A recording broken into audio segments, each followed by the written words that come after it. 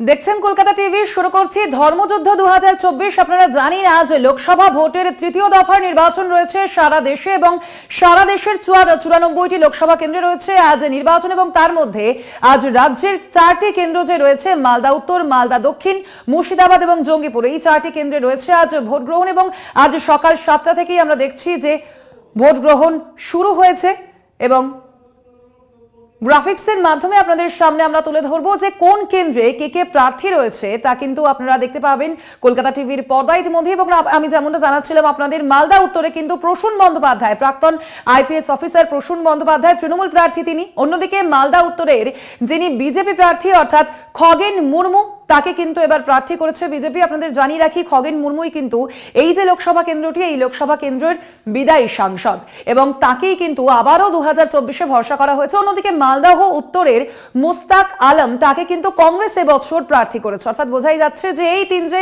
প্রার্থী রয়েছে, এই তিন যে রাজনৈতিক দল রয়েছে তাদের মধ্যে এই লড়াই চলবে। এবং অন্যদিকে মালদা দক্ষিণ শ্রীরূপা মিত্র চৌধুরী বিজেপির প্রার্থী, তাকে এবছরও আবার কিন্তু প্রার্থী করা হয়েছে।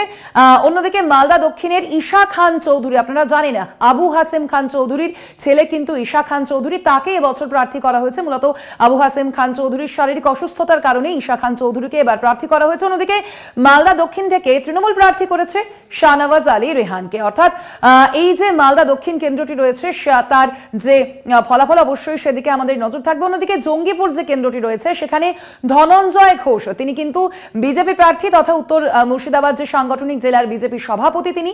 অন্যদিকে জঙ্গিপুর যে লোকসভা কেন্দ্রটি রয়েছে সেখানে মোর্তেজা হোসেন, তাকে কিন্তু কংগ্রেস এবছর প্রার্থী করেছে এবং জঙ্গিপুরে এবছর প্রার্থী করেছে তৃণমূল কংগ্রেস খলিলুর রহমানকে। এবং খলিলুর রহমান কিন্তু এই যে কেন্দ্রটি রয়েছে অর্থাৎ জঙ্গিপুর যে কেন্দ্রটি রয়েছে সেই জঙ্গিপুর কেন্দ্রের বিদায়ী সাংসদ বটে।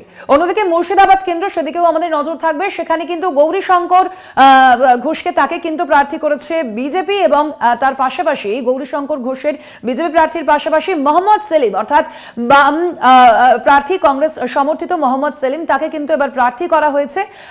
অন্যদিকে এই যে কেন্দ্রটি রয়েছে অর্থাৎ মুর্শিদাবাদ, সেখানে কিন্তু আবু তাহের খান, তিনি কিন্তু এই যে কেন্দ্র মুর্শিদাবাদ রয়েছে তার কিন্তু বিদায়ী সাংসদ এবং এবছরও আবারও আবু তাহের খানকেই কিন্তু তৃণমূল কংগ্রেস তারা ভরসা করেছে।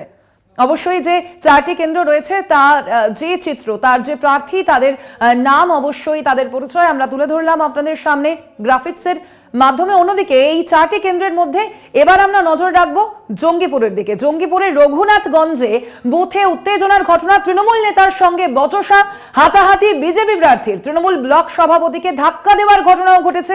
বিজেপি প্রার্থী ধনঞ্জয় ঘোষের সঙ্গে তৃণমূল কর্মীর বচসা, তৃণমূলের বিরুদ্ধে ভোটারদের প্রভাবিত করার অভিযোগ করেছেন বিজেপি প্রার্থী।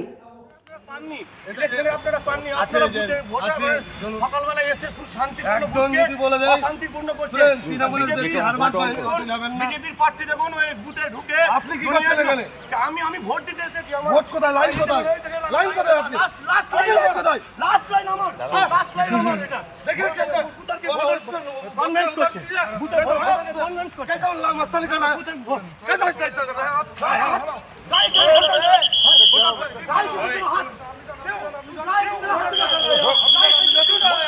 आप आगे जाइए, उधर जाइए, उधर जाइए।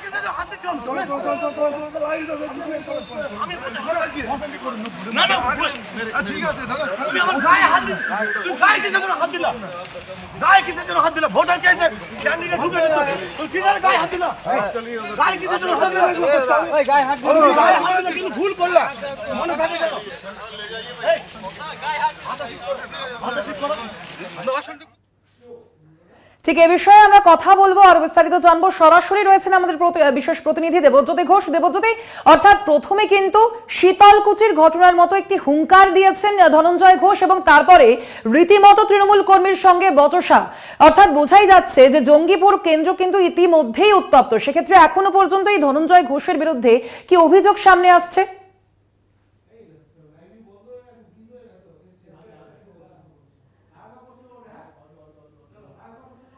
এই যে ঘটনা আপনারা দেখতে পাচ্ছেন, তৃণমূল কর্মীর সঙ্গে বচসা হয়েছে আজ বিজেপি প্রার্থী ধনঞ্জয় ঘোষের সঙ্গে, এই বিষয়ে বিস্তারিত জানবো। আমাদের সঙ্গে সরাসরি রয়েছেন বিশেষ প্রতিনিধি দেবজ্যোতি ঘোষ। দেবজ্যোতি, এই যে ধনঞ্জয় ঘোষের সঙ্গে তৃণমূল কর্মীর বচসা, এর সূত্রপাত ঠিক কি?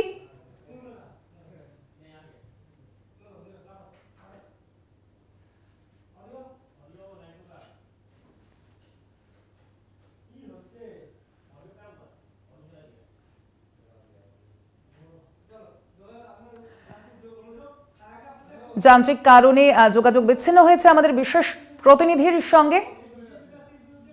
জঙ্গিপুরের বিজেপি প্রার্থী ধনঞ্জয় ঘোষের বিরুদ্ধে কিন্তু এবার নির্বাচন কমিশনের দ্বারস্থ তৃণমূল কংগ্রেস নেতৃত্ব। আপনাদের যেমনটা জানাচ্ছিলাম, প্রথমে শীতলকুচির ঘটনা পুনরাবৃত্তির হুঙ্কার দিয়েছেন তিনি, এবং তার পরবর্তীতেই তৃণমূল কর্মীর সঙ্গে রীতিমতো বচসা এবং হাতাহাতি বাঁধে বিজেপি প্রার্থী ধনঞ্জয় ঘোষের। যে ছবি আপনারা দেখতে পাচ্ছেন ইতিমধ্যেই, সেই ঘটনার পরিপ্রেক্ষিতেই কিন্তু এবার নির্বাচনের দ্বারস্থ হয়েছে তৃণমূল কংগ্রেস নেতৃত্ব। ধনঞ্জয় ঘোষের শীতলকুচি মন্তব্য এবং তার পরবর্তীতে তৃণমূল কর্মীর সঙ্গে হাতাহাতির ঘটনা, ইতিমধ্যেই নির্বাচন কমিশনের নালিশ জানাচ্ছে তৃণমূল কংগ্রেস নেতৃত্ব।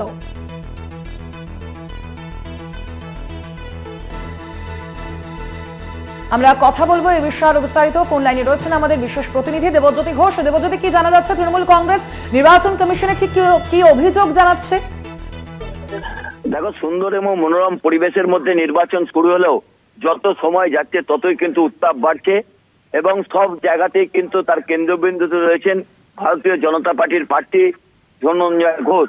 তিনি কখনো তিনি শীতলকুচির নিদান দিচ্ছেন, কখনো তিনি আবার দেখা যাচ্ছে যে জড়িয়ে যাচ্ছেন। তৃণমূল কংগ্রেসের পক্ষ থেকে ইতিমধ্যেই তারা নির্বাচন কমিশনের কাছে অভিযোগ দায়ের করছেন, কারণ যেভাবে তিনি সকাল থেকে মস্তানি করছেন বলে তৃণমূল কংগ্রেসের অভিযোগ, এবং তার গৃহীত হওয়া প্রয়োজন, সেই জন্য তারা পুলিশের পদস্থ কর্তাদের পাশাপাশি তারা নির্বাচন কমিশনেরও দ্বারস্থ হয়েছেন। এবং যেভাবে সকালবেলা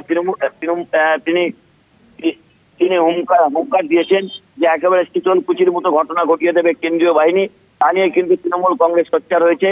এটিও তারা জাতীয় নির্বাচন কমিশনের কাছে অভিযোগ জানাচ্ছেন। এছাড়াও অলিগড় পাড়াতে যেভাবে তৃণমূল কর্মীদের সঙ্গে তিনি বচসায় জড়িয়ে পড়লেন এবং হাতাহাতি করলেন, তা নিয়েও কিন্তু তৃণমূল কংগ্রেসের পক্ষ থেকে জাতীয় নির্বাচন কমিশনের দ্বারস্থ হচ্ছেন। দেখো, সুন্দর মনোরম পরিবেশের মধ্যে দিয়ে ভোট শুরু হলেও যত বেলা গড়াচ্ছে ততই কিন্তু বিভিন্ন জায়গা থেকে অশান্তির খবর আসতে শুরু করেছে।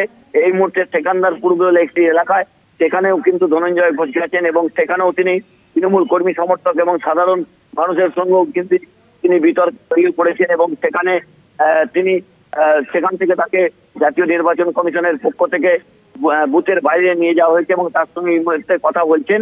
তবে বারবার কিন্তু ধনঞ্জয় ঘোষ বিতর্কের কেন্দ্রবিন্দুতে এসে পৌঁছাচ্ছেন, এবং সকাল থেকে যেভাবে তিনি বিভিন্ন জায়গায় ঘুরে বেড়াচ্ছেন এবং বিভিন্ন জায়গায়। ধন্যবাদ তোমায়। আমরা কথা বললাম, আমাদের বিশেষ প্রতিনিধি দেবজ্যোতি ঘোষ ছিলেন ফোন লাইনে।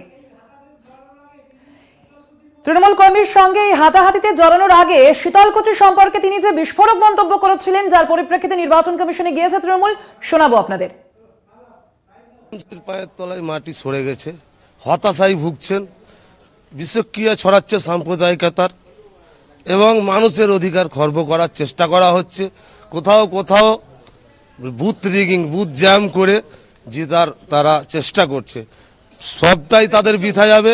মানুষ সজাগ আছে, নির্বাচন কমিশন সজাগ আছে, নিরাপত্তা সজাগ আছে, এবং পার্টিও শক্ত আছে। অপোজিশন পার্টি একজনকেও যেন নিজের ভোট নিজে দিতে পারে তার সুব্যবস্থা আমরা করব।